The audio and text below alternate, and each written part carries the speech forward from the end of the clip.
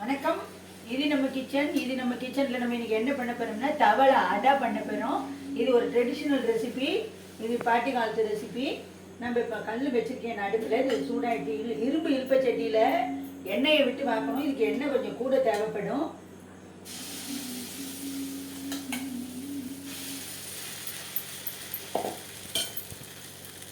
இதுமாரி வாத்துட்டு மீடியம் ஃப்ளேமில் வைக்கணும், இல்லாட்டி கருகி போயிடும். இதுமாரி மூடி போட்டு வாக்கணும். இது வேகட்டும். நான் இதுக்கு என்னன்னு சொல்லிடுறேன், என்னென்ன தேவைன்னு சொல்கிறேன்.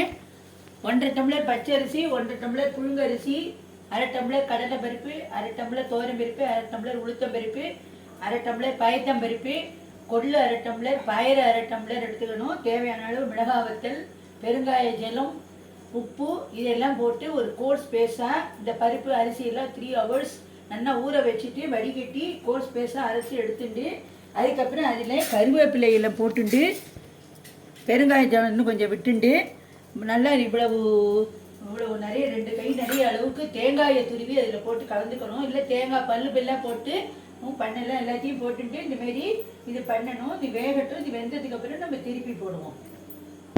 இப்போ இது வெந்துடுதான்னு பார்ப்போம். இப்போ இந்தமாரி எடுக்கணும். எடுத்துட்டு திருப்பி போட்டு இது நல்லா மொறுன்னு அரை அளவுக்கு வேக விடணும். இது வெந்த உடனே நான் உங்களுக்கு இது எப்படி வந்திருக்குங்கிறத காட்டுறேன்.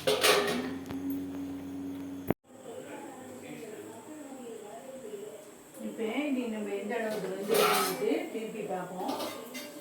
இப்போ வெந்துட்டு இப்போ இதை திருப்பி போடணும்.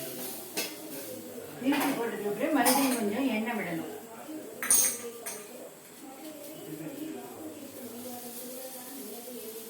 இதுக்கு கொஞ்சம் எண்ணெய் கூடவே செலவழியும். கொஞ்சம் சிம்மில் வச்சுக்குவோம்.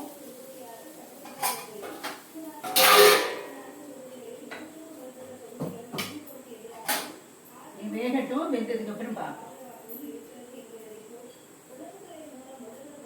இப்போ இது வெந்துட்டான்னு நம்ம பார்ப்போம். திருப்பி போட்டது வெந்துடுத்து. இது நம்ம எடுத்துடுவோம். அடுப்பு ஆஃப் பண்ணிடலாம். இது ரொம்ப டேஸ்ட்டாக இருக்கும். நல்ல டேஸ்டியான பாட்டி காலத்து ரெசிபி. நீங்களும் இதேமாரி செஞ்சு பாருங்க. நன்றி, வணக்கம்.